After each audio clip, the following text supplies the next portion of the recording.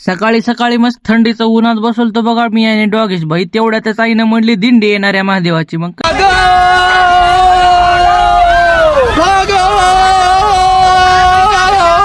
तेवढ्यातच येऊन बघाला तर काय दिंडी पार दारापर्यंत पण आलती. नाही नाही नाही, असं जमत नाही, असं जमत नाही. थांबा तुम्हाला व्हिडिओज दाखवतो.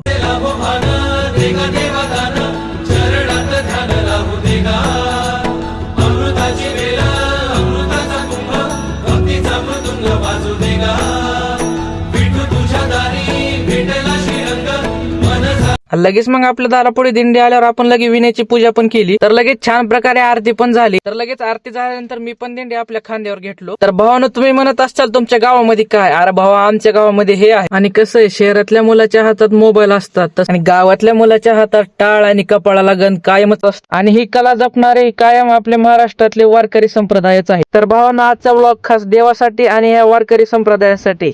चला तर येतो मग. रामकृष्ण हरी. गंध तुला लावू भाव